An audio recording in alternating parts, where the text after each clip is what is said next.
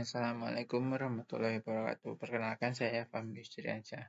Pada presentasi ini saya akan membahas kondisi ekonomi Indonesia tahun 2026 fokus ke mikro dengan dinamika daya beli masyarakat dan efisiensi pasar sektor real.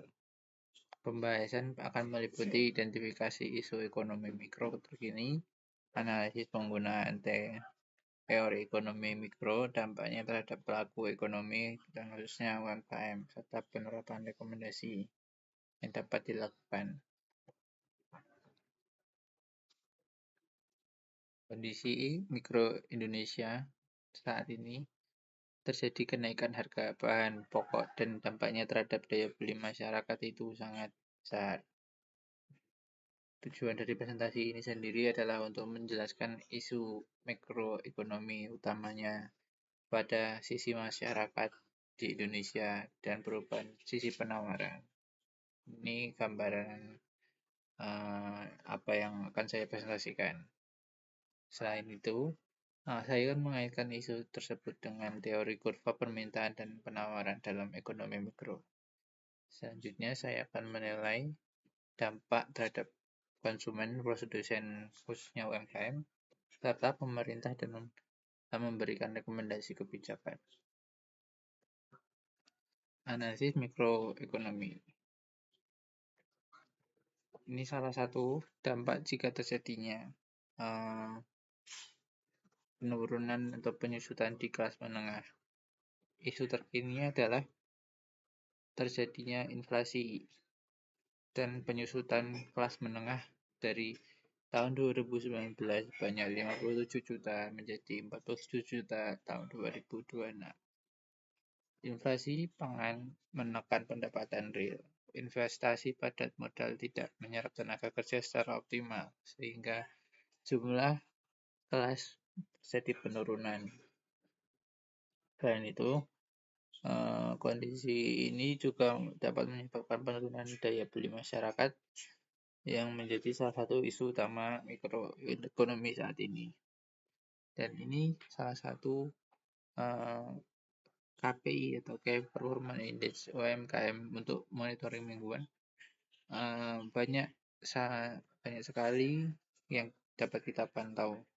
Salah satunya dari banyaknya omset atau tren di UMKM saat ini itu perputarannya sangat cepat, namun mungkin banyak utang macet atau dana operasional yang semakin kurang bisa dimaksimalkan karena mungkin keterbatasan tadi, karena ada penyusutan jumlah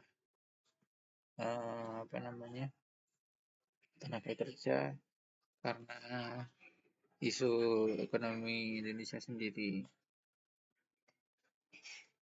Implikasinya ke UMKM yaitu utamanya adalah permintaan melemah untuk produk non-esensial atau sensitif pendapatan. Tekanan biaya input seperti energi, bahan baku, logistik, dan margin yang sangat berkompetitif. Persaingan harga meningkat. Konsumen mencari value for money yang lebih praktis. Kemudian yang dilakukan masyarakat atau UMKM praktisnya adalah sesuai produk, makanya produsen menggunakan paket hemat, ukuran kecil, bundling, mengurangi kuantitas, kemudian mengendalikan biaya, substitusi input, negosiasi pemasok, kurangi sampah-sampah, kemudian atau waste, perkuat kanal digital seperti katalog, promosi online, dan jaga arus kas agar perputaran stok cepat dan pembayarannya lebih pendek. Karena bagaimana yang kita ketahui, banyak yang memiliki utang karena termin pembayaran arus kasnya itu tidak lancar. Salah satu teori ekonomi mikro yaitu di mana penurunan pendapatan real menyebabkan pergeseran kurva dari kiri, permintaan ke kiri atau income substitution effect. barang kebutuhan pokok seperti beras cabai menjadi inelastis, sementara barang UMKM F&B menjadi elastis. Dari teori penawaran, peningkatan biaya input, energi, dan logistik menggeser kurva penawaran ke kiri atau cost push inflation. Hasilnya, harga keseimbangan meningkat dan jumlah transaksi menurun, dan menjadikan pergeseran elastisitas menjadi elastis. Analisis konsep ekonomi mikro. Ini yang sama seperti tadi, dapat kita lihat di kuantitas.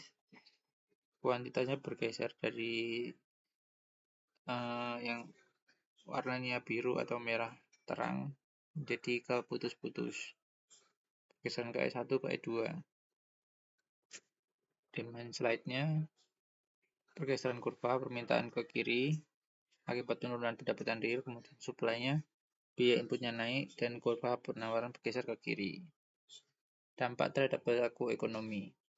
Pelaku ekonomi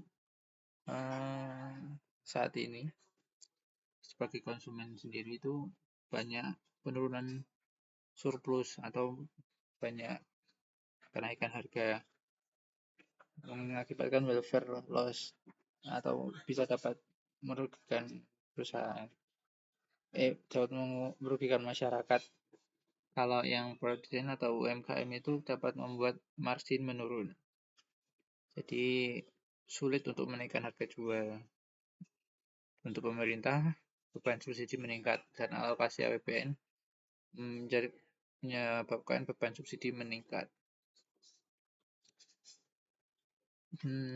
Dari sini, solusi yang dapat untuk mengatasi masalah tersebut, beberapa kebijakan yang dapat diterapkan, yaitu pertama, debottlenecking birokrasi untuk meningkatkan efisiensi aktivitas ekonomi. Kedua, peningkatan efisiensi rantai pasok untuk menurunkan biaya distribusi. Ketiga, memberikan insentif bagi sektor padat karya agar penyerapan tenaga kerja meningkat. Sehingga kesimpulannya, pengobatan fondasi ekonomi mikro sangat penting untuk menjaga stabilitas pasar dan mencapai target pertumbuhan ekonomi nasional. Sumber data dalam presentasi ini saya ambil dari kata data dan data statistik berdasarkan kondisi kelas menengah serta inflasi pangan di Indonesia. Sumber tersebut digunakan untuk memastikan bahwa analisis yang dilakukan relevan dan berdasarkan informasi yang dapat dipertanggungjawabkan. Terima kasih. Sekian presentasi dari saya. Ada video kamu ya?